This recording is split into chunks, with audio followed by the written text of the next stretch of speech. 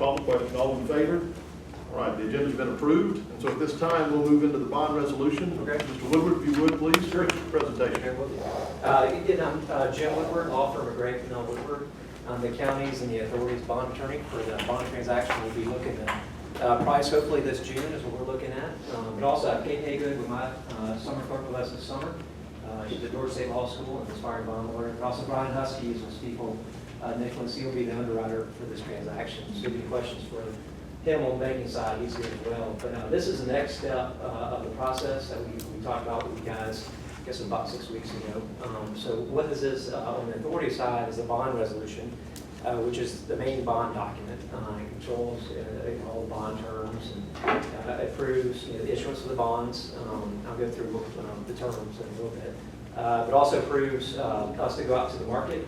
For everybody to go out there, and we're going to publish this magazine or this document called an official statement, preliminary official statement, to market the bonds. And this gives us a chance to go out there to the market and price the bonds and bring them back to you guys for the final approval. But also approves the intergovernmental contract form between the authority and the county, which is basically authority issues the bonds, and build the projects for the two cities and the county, and the county agrees to pay that service back. And so that's what the heart of the bond resolution does. This is called a parameters resolution, which means we're going to approve certain not to exceed numbers, which is the envelope of what the bonds could be issued within. Or we're going to fall within those. We're not going to be not to exceed $20 million, not to exceed 5% interest rate, which would be a lot lower than that. Final maturity, which would be in 2000, was it 5 years from now, 6 years from now? So basically, the term of the SPLOS matches the term of the bonds. And then not to exceed debt service, annual debt service. And what that does, that allows us to go through something called a bond validation hearing, which we present this to the local superior court, and that takes about 4 weeks. So it allows us to go ahead and get that done, and get the order from the court, allows us to move forward. And then what we'll do is, during this, once if this is approved today, we'll go out to the market here in the next 4 to 6 weeks. And then we'll come back before the authority board and also the county board, and also the two cities, and then approve the final terms. So this is not the final say in this. This is basically allows us to get started, and then it's important to present final numbers to you guys for approval. And so that's what this is. So so what we'll need for the authority board, we'll have the county approve a resolution as well, but the authority board will need to approve the bond resolution as presented. It's in the minute book, and then I guess if we can appoint, I'm not sure who the secretary is, if we can appoint someone to be the assistant secretary just as a backup, and have them sign, that'd be good as well. That'll be a separate motion. But the first motion can just be approve the bond resolution as presented. Okay, so that's the first action item you need is the approval of the bond resolution as presented. Y'all have it here. This is part of it. That's right. I'll motion motion to approve and to allow chairman and secretary to sign on behalf of the county. Okay, and then do I have a second? Second, Commissioner Rowland. Any discussion on this? Hearing none, I'll call the question. All in favor? All right. Your bond resolution has been approved by the Public Facilities Authority. You also now need a secretary. If we can appoint, I think the secretary was approved earlier, but we can just do an assistant secretary just as a backup. First, the secretary, we approved the secretary, that's where I'm going. I'm looking at him, I think. Me? Yeah. Me. Oh, it's you. Oh, you, okay, Gotcha. okay, So got who it. do you want Probably the assistant secretary. Yeah, just a backup. That's right, that sounds like a good secretary and assistant secretary to me. So I'll make the motion that we make Jim, keep Jim the secretary and Janet as the assistant secretary. I got a second from Commissioner Rowland. Any discussion on that? Hearing none, I'll call the question. All in favor? All right, so you have your secretary and assistant secretary. Right. So that's under the Public Facilities Authority. Anything else you need from the authority? No action items on it. Okay, so this time I'll entertain a motion to close that Public Facilities Authority meeting. Got a motion to close from Commissioner Evans, got a second. Commissioner Rowland, all in favor? All right, I'll adjourn that meeting. And now at this time, I'll call the official meeting of the Monroe Board of Commissioners to order. Welcome everybody again. I think we can dispense with the roll call. We know we have a quorum here. So the first item on the agenda, we've actually got, I'm going to make a quick side note. We've got Ms. Annette Lucier is going to speak in just a second. We also need to just write down Mr. Tyrone Smith. He's with the U.S. Census Bureau. Good sense of, yes, okay, so, these will be two folks that speak to us, this morning before we move into the regular meeting. So, at this time, I have Ms. Lucier, come to make a request, and so Ms. Lucier, would make your presentation, please. Okay. Good morning, Good morning. and thank you all for sending me such a short notice, okay? I'm gonna get out your way. But I'm here today to request our county commissioner, I gave everybody a handout, okay? Am I too loud or not loud? I can speak louder, okay? Good. Yeah, so I'm here today, if you look at your handout, on page 3, at the top of your page, I got it rolled up there, page 3. I'm here to discuss the date concerning a sticker that goes on a mobile home. This would have to purchase each year a sticker to go on your property. So since 2005, on your page 3, to 2012, no sticker was paid. Because this woman Patsy was here, she and I discussed this piece of unit mobile home supposed to be placed in a storage building unit, not residential, but it didn't get there. So the fee that you see on the original bill on page 3, that's the sticker price that should have occurred each year that I wasn't aware of the policy. If you own a piece of property, trailer, whatever, you got to pay that sticker price. I realize it now since Mr. Evan and Ms. Lauren went over with me. However, it was taken out of my name, that mobile home, in 2005. I don't know who did it, Ms. Patsy or somebody down there. And they put it in my son's name, Kenny Davis. So that's when you see on page 3, my son's name, Kenny Davis. However, if you look at page 4, turn your page, you'll see that mobile home belongs to me, which I purchased in 1993 for $6,500. But it was taken from me in 2012, 2005. I never got anything. Every year I pay my taxes at the end of December. I said, go through that computer, see I owe anything. Nobody can find nothing in my name that I owe anything else. However, my son, he got that 1 acre land that storage building sitting on. His taxes is paid up for his 1 acre, up until now. But when I said, pull my son record, says everything clear off of his, lo and behold, page 3 shows up. Go all the way back to 2005 to 2012. So today, since neither one of us are aware we owe this, because I pay my bills and I make him pay his bills. So that land, you don't lose no land for no taxes. Ain't no about that. But today, I'm asking you, since been passing out here to explain what happened, I'm willing and asking you all to let me pay the original bill, which is $323.99. And y'all move that interest and penalty out of my way, which is making a total of $876.78. A favor respond to this would be greatly appreciated. Mr. Bob downstairs, he done fixed everything, so next year, 2019, it coming right. I will get the bill for a sticker, which is not gonna be much, because this thing, there ain't no value no more than $3,000, the mobile home. But Mr. Bob got it straight. So I'm asking you all today, a favor respond, let me pay this $300-something and get out your way. Move that penalty, because that's a lot of hamburger meat there. Okay, that's it. All right, well, Thank you. any questions from Ms. Lucier? Would you like tax commissioner to come up? Or It's the law and everything. I explained the law about if you don't receive the bill, it's Yeah. liable for it.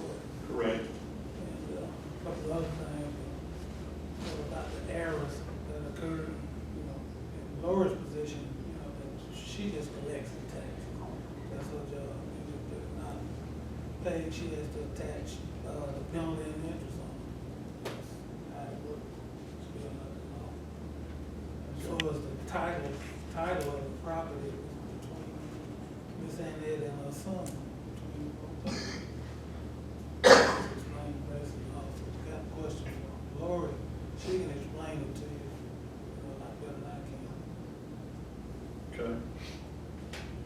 Any other commissioners have any questions for the tax commissioner or Ms. Lucia?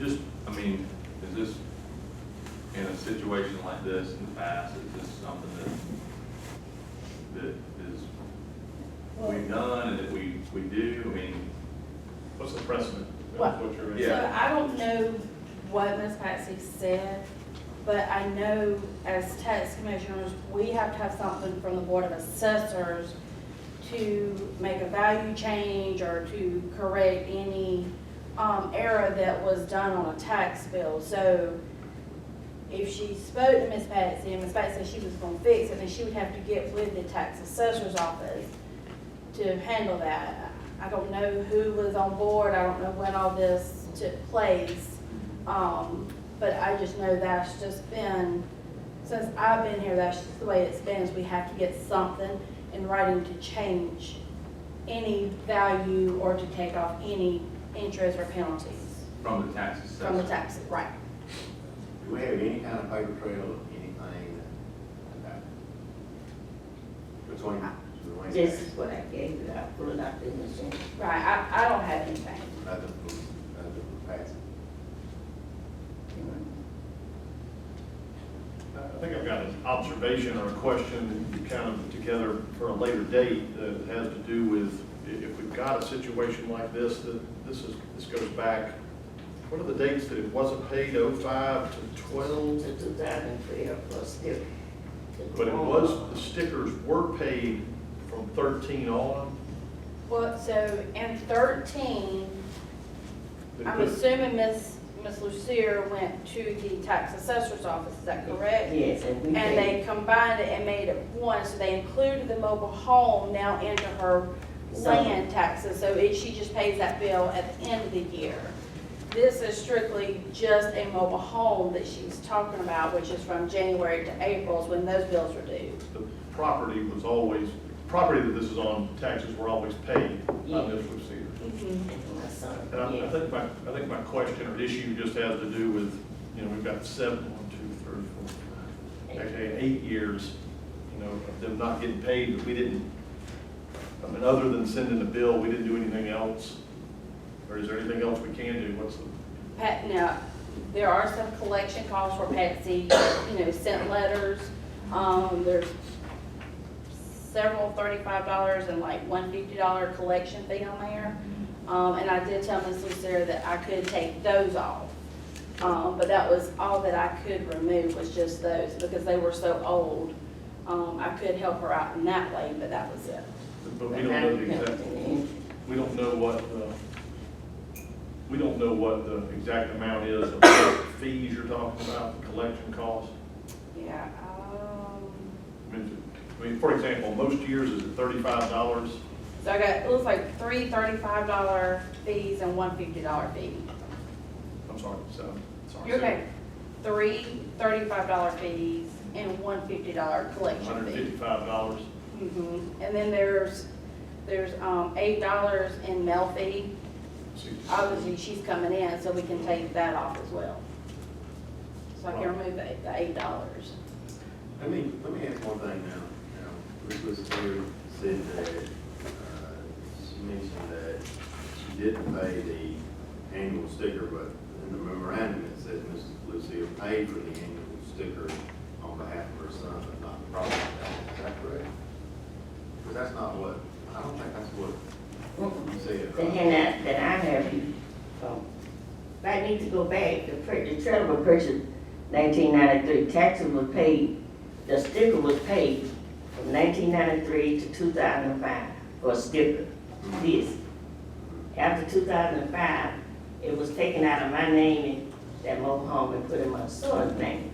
However, it's on my son 1 acre land, so naturally it due. So that's when we started digging this year. Everything is clear. Then it came up in my son's name that he owed this back taxes for a sticker from 2005 to 2012. So today I'm asking it, we owe it, let me pay it, the $323.99. That penalty and interest, I'm asking you to move it. If any way possible, please move it. Let me just pay the transfer, the original bill. And what Ms. what Commissioner Andrews is saying is that she can definitely, it's about, I think I did the math, it was $163. She says she can definitely remove those. The interest is a different story, so. Let me tell you what I was referring to. Yeah. On the memorandum here. Yes. On the third item, it said from 2005 to 2012, Mrs. Lucia paid for the annual sticker on behalf of her son, but not the property tax. But it's actually reversed. It's the other way around. Yeah. Okay, it's the other way around. Still. All right, is there anything in that you know of in your office or anything with regard to the county that we failed to do, did wrong, made a mistake, failed to send something on? Is there something that we did that created this problem? Is there something this county did to create this problem?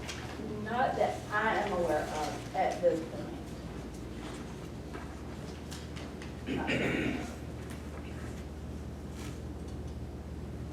Well, I can't remember a situation where we've had two separate ones with the sticker and the property tax. The property tax was paid, the sticker wasn't. And I can go back 30 years, I can't remember if we've ever had a situation like this. You got, one was paid, one wasn't. Generally, what we would do, when the property taxes isn't paid, we go strictly by the law. And this is all the cases, you can go back and look in your book for the last 30 years. There is no exception. If you've got a medical or whatever, the law strictly says that if you don't pay those taxes, property taxes by December 20th, you are liable for them. And that her, by law, she has to impose penalty and interest. She has to do it. That's what the law says. And these are school taxes also will involve county and school. And normally, 99% of the time, we turn them down because the law spells strictly out that irregardless, I cited one case where a gentleman at all times, he always paid his property taxes on about 300 acres of land. He was up in Atlanta, didn't pay him, son didn't get the bill, and he wanted us to make an exception. We couldn't do it. He did not do it. His son had to pay it. I knew both of them. But we went strictly by the law because it sets a precedent. If we were to relieve a person of that responsibility, then we set the precedent, and we would have to do it for everybody, which we couldn't do. And we would be liable for a lawsuit if, in fact, we were to do it. But like I said, we've never had a case like this that I can know. Lori's been here about as long as I have, where we got a trailer on there. And I've looked at the trailers in my district. It's worthless. It's totally uninhabitable. It is worthless. But like I said, the law just says that whoever's name that property is in as of January 1st, they're liable for that. That's what it says. And the property, the real property, the taxes were paid. So this is personal property. Right. You've had a situation with personal property where you said, I mean, you ever had a situation with a car or something where people didn't pay and accumulated penalties, and there was some reason that you said, okay, we're gonna eliminate the penalties and just pay them now? That we have to collect those. Can I ask a question? What happens if, like, I mean, somebody doesn't pay this for 6, 8, 10 years? I mean, what's the ultimate? So mobile homes are a little different. You have a lot of them that are tore down, that burned down, they've been moved out of the property, off the property, moved maybe to another county. And we may not have known about it and we're still billing them, and then finally they come up here one day and say, I keep getting this bill and, it's no longer there, it got moved out. So we would generate a list and we would bring to y'all saying, this mobile home's been moved off, or this business is out of business, they don't have this equipment anymore. And then y'all would write those off because we bring y'all documentation showing that it's been dissolved or removed from the property. But I mean, what penalty or what's the recourse if it just never gets paid, like in perpetuity? And do we go possess the I mean, that'd be doing them a favor on, right? Right. But it doesn't get attached to the property, does it, the lien or the debt?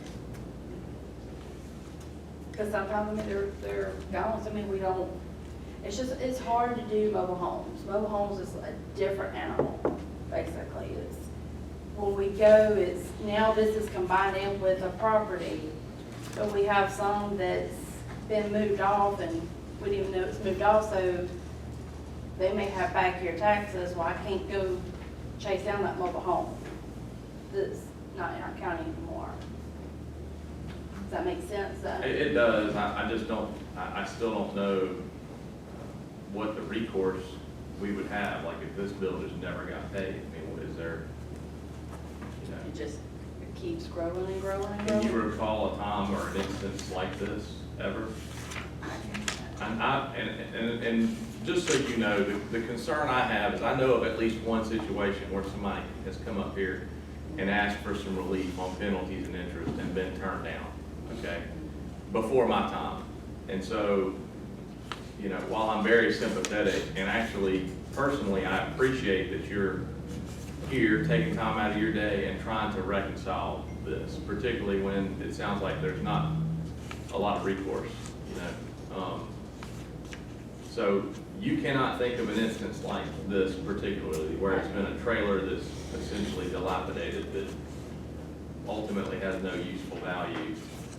You know, most of the time when they come to sell us out, we send them straight to the tax assessor's office and let tax assessors deal with that part as far as changing the value and changing it from livable to storage. But even if they do that, they don't go backdate. They don't come back to me, no. No, they don't Oh. backdate it and say, oh, No, 5 they years just change ago. it at that point, and that's it. Larry, this is in your district, what's your? Well, like I said, this is a unique situation. Never had a trailer, and this has happened before, like she said, they write off personal property, old tractor trailers and whatnot, that's been sitting out for junk and whatnot, and I can see it, and I can see writing this off, but, I think we could write it off, but I'd like to have the county attorney just, okay, I think we have the ability to do it. But like I said, we've never had a situation that I can remember. I can't remember everything, but I can remember those situations where we have had where the sticker was being, property taxes being paid for, and the sticker was. So would you be thinking about maybe just make a motion to that effect, subject to Ben's review, Yeah, subject to the county attorney? We just make sure we're not making a second precedent. exactly. No, totally. I'll Mrs. make Sear, you understand? that we write it off, based on, What specifically are we writing off? We writing Interest, off- fees, all of it? the interest, not fees, the interest and the penalties. Okay. And that's contingent upon the county attorney's review, Okay. to make sure, and make it say that it's for, and like I said, I can go back. I remember just about 80% of the stuff, I don't ever remember where it was two situations. Generally, the precedence is that we go strictly by the law. All right, so that's your motion, got a second, Commissioner Rowland. You understand, we need to, you understand, Ms. Lucier, that it's subject to our county attorney's not here this morning, he's in court, so that's why he's not here yet, but we've got to get him to review, the parameters on it and come back. But if he approves it, then it would be, your request would be approved. We all clear on that? Otherwise, pay. That's right. So we got a motion and a second. Any further discussion on that? Here none, I'll call the question. All in favor? All right, so that's been approved, subject to Ben's approval. Thank you, Ms. Lucia. Thank y'all. Have a blessed day. You too. Thank you for everything. Mr. Smith, the U.S. Census Bureau, come on up, please, sir. Morning, Mr. Chairman. Morning, Board of Commissioners. Thanks for having me. My name is Tyrone Smith, and I am the recruiter for Monroe County for the United States Census. And my purpose this morning is to let you know that the census is now hiring in your county and all throughout the United States. But for my purposes here, I wanted to make sure you knew that the census is now hiring. Right now, we need over 170 people out of Monroe County. And that is very imperative because we hire within the county because the people in Monroe County know it better than the people, than having someone from outside come in and do the work. And so it is imperative that we get the word out. That's why I'm coming before you, because the constituents belong to you. And so I just ask, and we have our meetings. If you walk around long enough, you will see me, because I'm in your county at least twice a week, if not more, to try to let people know. Right now, we're starting people at $14.50 per hour. And the census has, the 2020 census has an NTE, November Tango Echo date, which means not to exceed, and which means the jobs go away at the end of 2020, but we will have people work for that period of time all the way to the end of 2020. The other thing, it is very important that we get people hired because of the census itself. As you well know, your representatives are picked, your House of Representatives are picked from the census numbers. For example, the other example, when we had the tragedies of tornadoes down in South Alabama and South Georgia, FEMA brought aid into our state based on census numbers. So it's important that everyone is counted, and we do that by hiring the people of Monroe County to do that, to count the numbers and to get that done. I can go on, but I'm going to stop because I want it to be brief based on what I told Mr. Hedges. At this point in time, do you have any questions of me? You said you needed 170? That's right. Right now, I have about 25 that are already hired, that have already applied.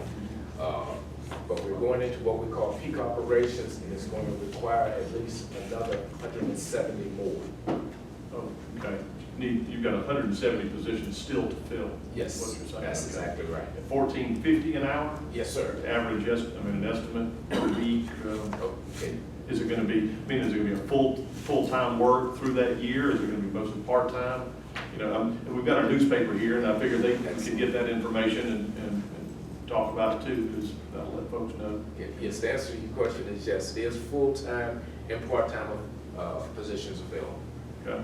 Any other benefits? No. Y'all ought to make it non-taxable, or that people on Social Security, it doesn't go against their. That'd be a thought. Because you got a bunch of people that are retired, and many of them would be happy to do it for that, or probably even less, if they knew it wasn't gonna mess their income numbers. That's right. I get that answer. Get with President Trump on that and see what. You're talking about things above our pay grade, but at this time, we want retirees, especially, we want people with the part-time aspect of it. You have people with full-time that want to bring on an additional income. The census pays weekly. Every Wednesday, money shows up in your account. You must be 18 years of age, United States citizen, and have a social security number and an email address. Other than that, I tell people, as long as you can read, you're hireable. Okay? Larry, you let the workforce. Yeah, yep.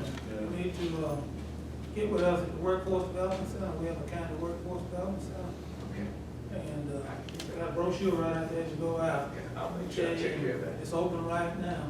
We'll help you recruit those people. Matter of fact, that'll probably. Get the word out there. That'll be my next stop after I leave here. I'm with you guys all day, so I put Monroe County on my agenda for the day, so I look forward to it. Any other questions? I think not. Mr. Bishop, you might have anything else you want to ask him, Mr. Smith? I think I got it. He came to the city meeting too. Okay, I good. answered my Okay. question. Thank you very much, Mr. Smith. Thank Appreciate you. y'all. Thank you for your time, I appreciate it. Absolutely. All right. This time we'll move into the regular business meeting. I'll entertain a motion to approve the agenda as set out. Got a motion from Commissioner Rowland to approve the agenda. Do I have a second? Got a second from Commissioner Monty.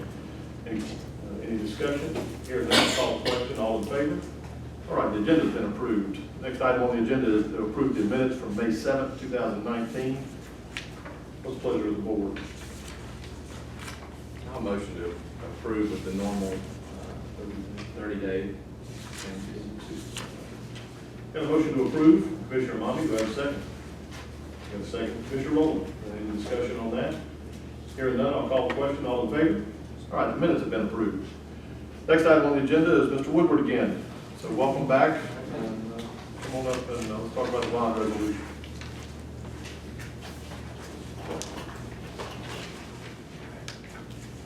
Okay, this one a little bit shorter, kind of same thing as what we did for the authority meeting, except for this is it's called a county resolution.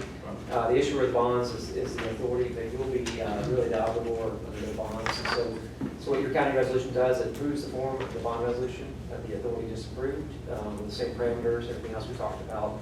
Approves that intergovernmental contract between the authority and the county, it's to be approved on the county side. But in addition, it approves intergovernmental contracts between the county and the two cities, participating in the bond proceeds. And so to the extent, sales tax are sufficient, the cities agree to pay reimburse the county for their portion of the bond proceeds that they borrow for their projects. Again, this is just a preliminary or a parameters resolution. We'll be coming back before the Board of Commissioners again on David Price with the final terms. This allows us to start the process so we can come back in 4 to 6 weeks and present this one to you guys. Same thing, so all we need for this one is this approved county resolution as presented. While I'm a little wary of those public facility authority fellows, I'll entertain a motion to approve the same bond resolution. Got a motion from Commissioner Rowland to approve the bond resolution, the county bond resolution. Do I have a second? Got a second, Commissioner Mommy. Any discussion on this? Hearing none, I'll call the question. All in favor?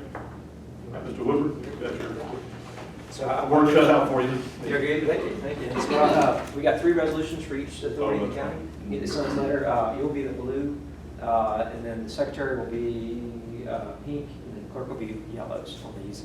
And then we got validation records as well. And what I'll do, I'll have them on, pick these up, which I'll sign them. Sounds good. I'll leave these with you guys. Appreciate y'all being here.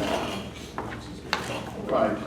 Next item on the agenda is ABM, Mr. Ray Jordan. So, Mr. Jordan, come on up and speak to us. It is certainly a pleasure to be back with you. Since we were here before, we've done an analysis of some of your buildings. Wanted to report a preliminary number to you today. I'd like to introduce a co-worker, Melissa Monroe, is working with me on your procurement and trying to gain your business, and we try to include 2 salespeople with each client, because you never know when one of us might be already scheduled somewhere and need to be somewhere else. So again, it is a pleasure to be with you. Just wanted to give you a brief preliminary look at what we found. Progress to date, we did the overview with the county manager, we did the overview with you, we conducted a preliminary study, we presented